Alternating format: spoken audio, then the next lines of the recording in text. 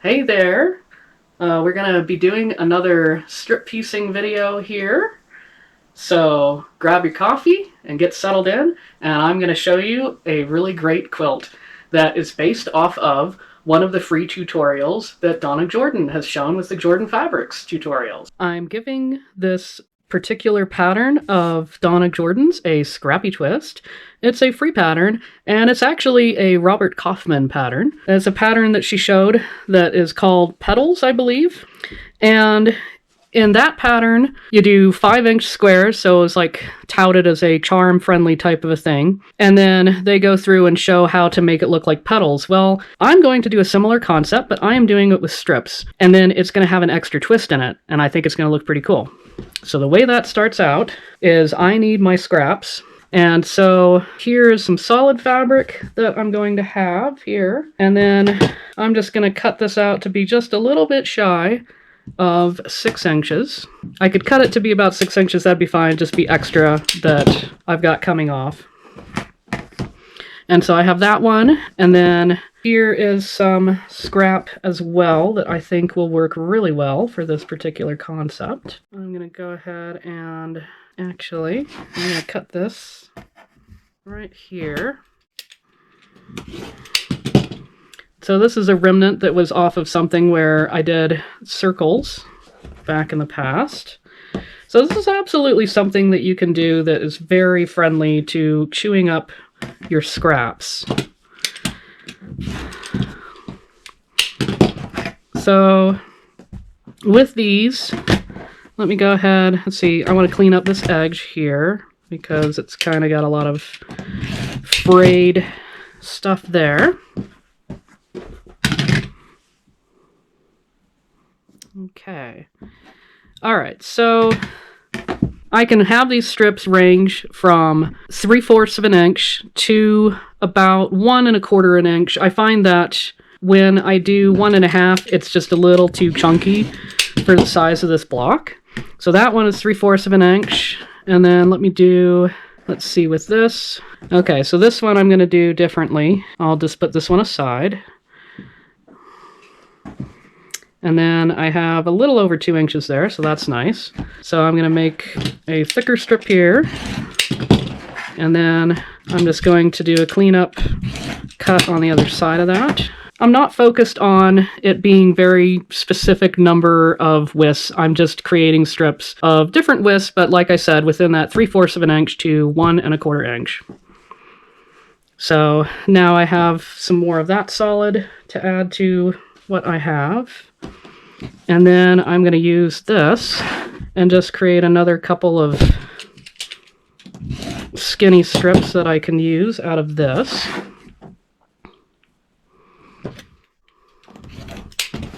And then these I'm just going to put into like a little discard zone eventually to make a confetti quilt. So it doesn't matter, you can mix these.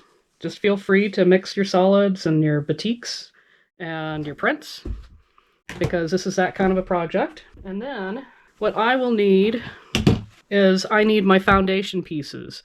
Now this is fabric that I got at Joann's, and then I did a dye to it, which you don't have to do. The reason I did that is because this fabric actually has like white here, and so, and even on the other side, that white is pretty easy to see. And the nice thing about dyeing it is it also takes that white from the non-printed side, and it just kind of tones it down a little bit, makes it more green. So you can see the difference between these strips here. That's important to me. It's not super important in this case just because of what I'm doing with having these be so narrow, but I'm trying to lessen the transparency. Transparency basically means that the fabric is see-through. I have a paper towel here. So if I put it against there, I can see it. I'm not sure if the camera's going to pick it up, but I can see the little rose shapes there. And that's from the right side of fabric. From the wrong side of fabric, I could still see some of that in that zone that's not the selvage. Well, by doing this by taking that fabric and dyeing it, I've cut down the transparency quite a bit. There's still a little bit of it, but not as much as there was. So that's the reason why I'm doing that. That's an optional thing. Really, the easiest thing would be to just get solid color fabric. Now, what a lot of people do So there's like a little bit of transparency, but not as much. What a lot of people do is they will get muslin. And muslin works. But the problem that I see with muslin is that if I'm doing stuff all in kind of the same color scheme like I'm doing with these, then I have everything kind of lighter than it actually needs to be. Or in other words, not as saturated for the color. So that's why for this project, I have green fabric as my foundation. So I'm gonna go ahead, I need some more of these foundation squares, and I'm gonna go ahead, get this cut out to 5.5 inches, because I need 5.5 inch squares. So I just wanna line that up. Okay, and that can go in my confetti pile there. And then I'm lining up with 5.5 inches. So 1, 2, 3, 4, 5.5. Just like that. And then I know I won't be able to get 5.5 inches off of all of this, so we'll see how much I can get of it. Definitely the bottom layer here I will, but the top layer, unfortunately, I won't.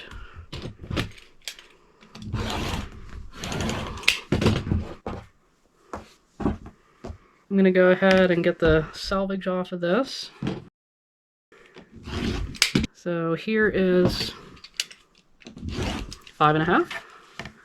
And then here's another, another 5.5. And then here's another 5.5.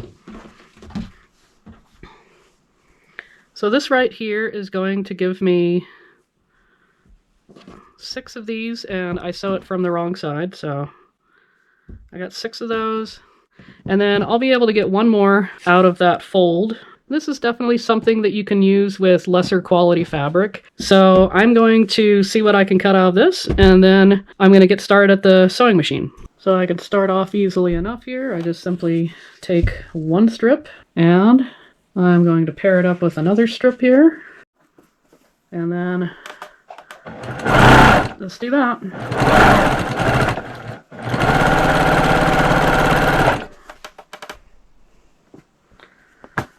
And then I just keep going, and I keep building and building. So here's another strip.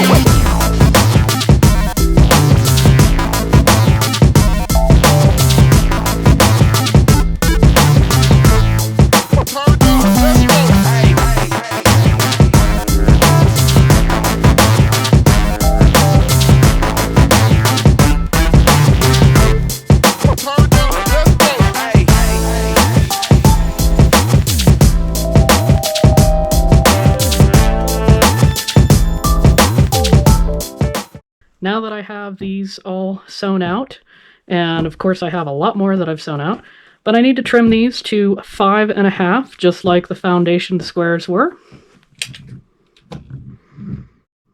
Just making sure one more time before I cut. Okay. Pretty happy with that.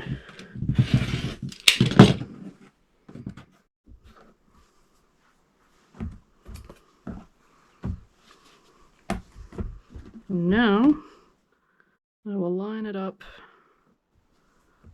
that and that. Let's see, might as well cut this side first. That's easiest. Okay, that looks pretty good. Like that. Like that.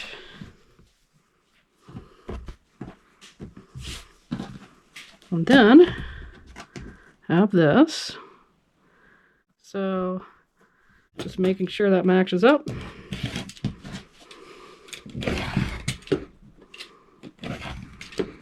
There. Okay. So now I'm able to move on to the next step. And as I look at this, I feel like this one's a light, so I think this will go great with this. So I do have a case where I have this fabric and this fabric are actually the same thing.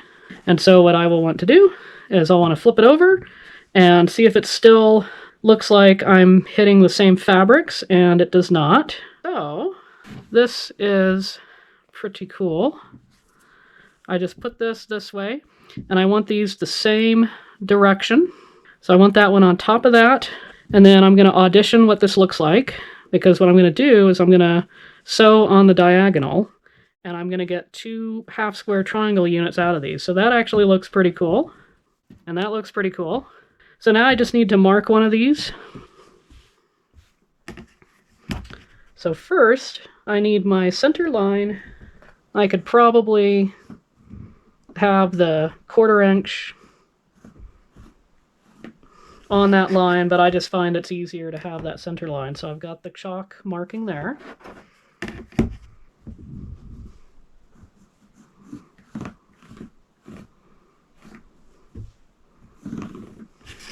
Okay, so this one's going to be my stitch line right here on this side. And then I'm going to mark the other side.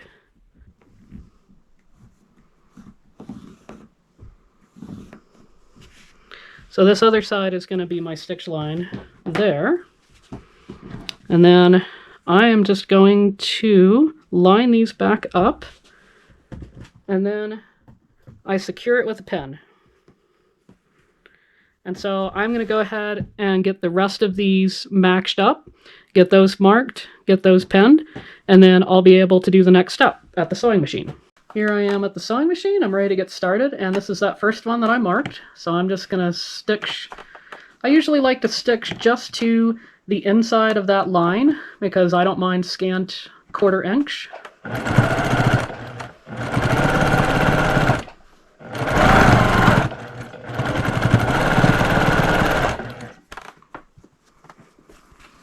Now another option, and this is what I tend to do because I'm used to stitching these, is I just have the one mark down the center and then I just kind of eyeball it. So I know that it's kind of like maybe about a 1/16 of an inch that it needs to be on that side of the foot.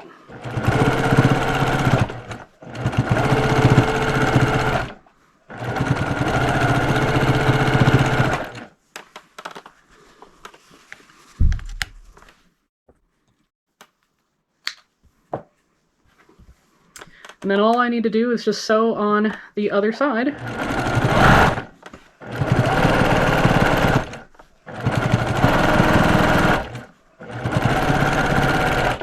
Now I have my blocks all sewn together. First things first, I've got to get rid of those pins. So let's do that first. And then what I'm going to do is I'm just going to match it up diagonal point to diagonal point. I marked it that way, so I could follow the line. It's just really how you want to think of it.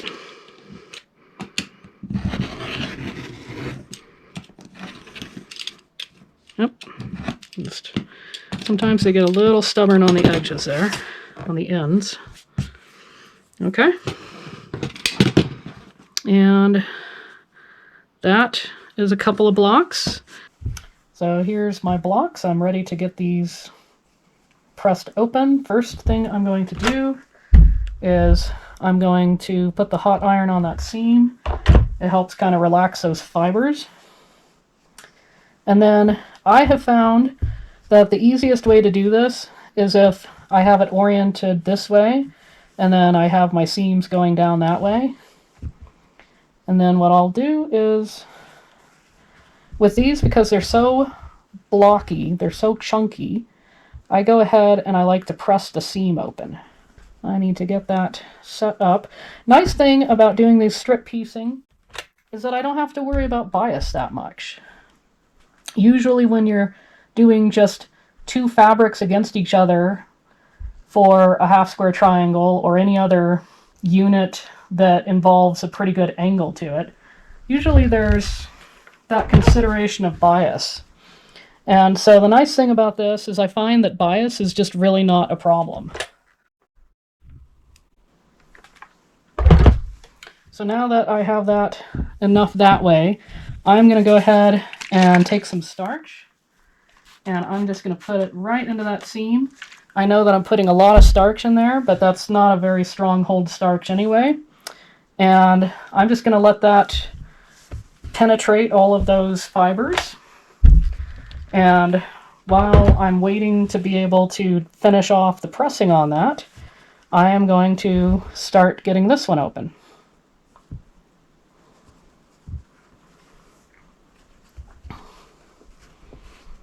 So if you'll notice, it's just simple enough. I just kind of mash it with my fingers first.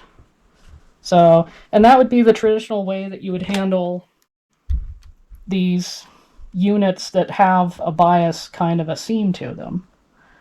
So, and in general, it's just easier because this is so bulky. So I'm going to go ahead and get this one spritzed as well.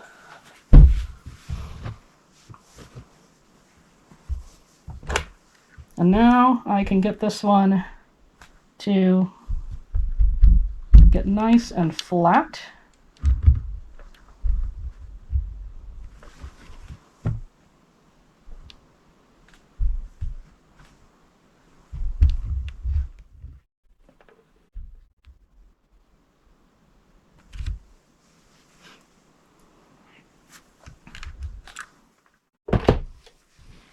And look at that, that is a nice flat seam.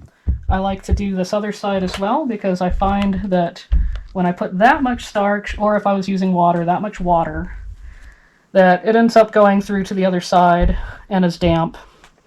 So this is just trying to get that dampness to dry up. So it feels pretty good. There's still just a slight amount, but I feel pretty good about it. And so that is what one of these units will look like at this step. Here are the blocks. Now that I have them joined together and I have them nice and flat and pressed, I need to trim these down to 5 inches on my square. I'm going to use ruler here and use the diagonal along the seam line. And now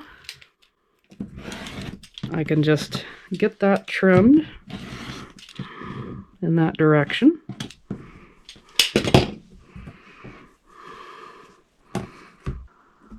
Okay.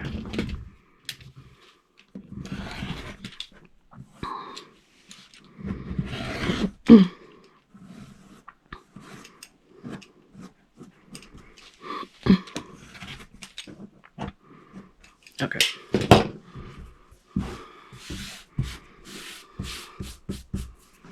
All right. So that's one of them. So here we have a nice big stack of these, and they are quite nice this way. I mean, you could do something where you can put these together nicely, put them together in some different ways. But I have a nice twist on the Mini Petals pattern that Jordan Fabrics demonstrated in a tutorial. This is going to be something that really makes this look like a lot cooler. If you haven't seen that video, Here's what it looks like. It's called Mini Petals. They demonstrated this almost 2 years ago on Jordan Fabrics. And the way they had it was they just had the charm squares, and then they went ahead and snowballed 2 of the sides. So what I'm going to do is I'm going to follow the rest of that just the same as they show in that video. To do that, I need some fabric for those snowballs. I have some white Kona fabric. I did go through and look at how it would look if I did more of like what Donna had in her video, where she had like a kind of a light blue batik. This is a blue type of chambray. And so it does look nice that way, but I think the white really makes the colors stand out for this green. So I'm going with white on this, and I need 2.5-inch strips. And in the video that she did, she had 72 of those units. She had 72 of those charm units that had the snowballed corners. I have 36 in mine, so I have half as many. And when she did it, she needed 10 of the 2.5-inch strips, so that means I only need 5. And then I'm going to go ahead and turn these into 2.5-inch squares. I'm just going to line that up. And I have a 2.5-inch wide ruler, but this was only 18 inches, so it wasn't enough to do with the fabric. But it is definitely enough to make these little squares and make some short work out of them. So, I can get that one aside. So each one of these, because it was doubled up and then I had 2 strips, it's actually 4 of these squares. So that would be enough to be able to do 2 of these blocks. And so the next thing that I want to do is I want to go ahead and I will press these along the diagonal or the hypotenuse, however you want to think of it. All I need to do on these little squares is just fold them in half, and then I just give them a careful press.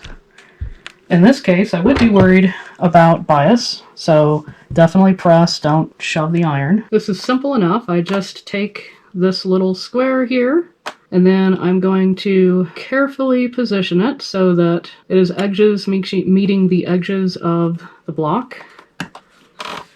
And then I'm just going to sew right on that diagonal line, that crease that I pressed with the iron.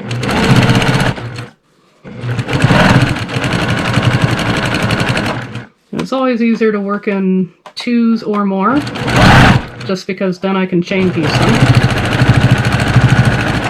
And then I'm just going to position another square on the opposite side.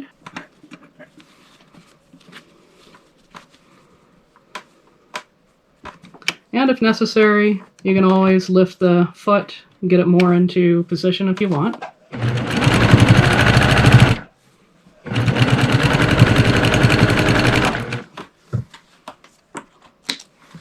Now I am ready to go ahead and trim these. In this case, even though I'm using Kona, and Kona is a bit more of a dense white kind of a fabric with the weave, I still have quite a lot of transparency that I can see here. And so in this case, I'm going to do something a little bit different, so I'm going to show you. So first I need to trim, and I take this, I take a ruler, just, you know, any ruler with a 1/4-inch marking will work.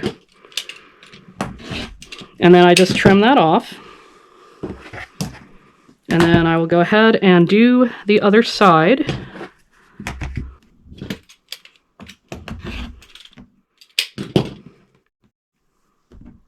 And then, instead of doing like what other people tend to do, which is they would trim this as well, I'm leaving this in place. So it's an extra layer of white fabric. And so it really cuts down on the transparency issues. It makes this fabric a lot more opaque. And since this is so bulky, then this is not really adding any extra bulk than beyond what is here. It's still actually less bulky as well.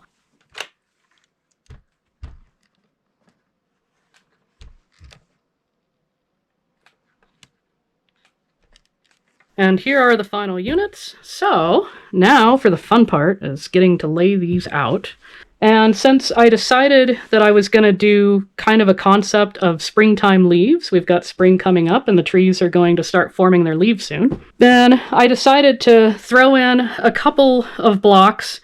These are blocks I had made up last fall.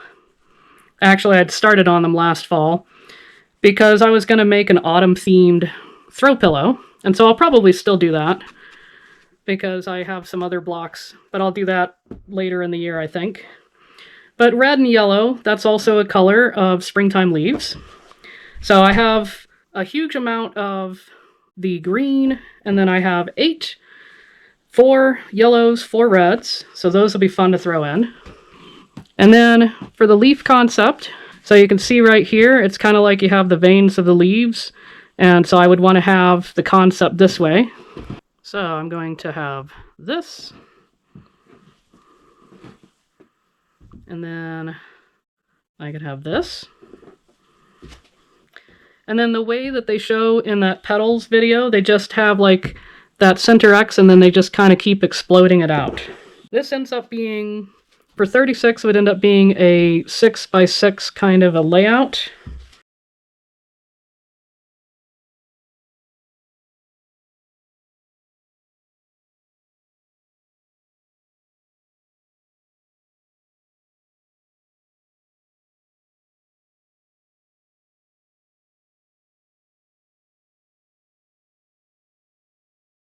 And here is the finished piece. Well, it's actually the quilt top. I still have to quilt this, but it looks absolutely beautiful. And this was a lot of fun doing these strip piecings. Here's a really good view of how this turned out. And as you can see, I have a lot of different fabrics in here. Like here's some Tula Pink. And I have a lot of fabrics that I got from Joann's, like this sunflower that's over 20 years old. And so this is just a great way to just use up a lot of different strips in your stash and to, you know, just strip piece them and make something fun like this. So if strip piecing is your thing, then I think you're going to be very interested in this video where I use an unconventional foundation. Thanks for watching!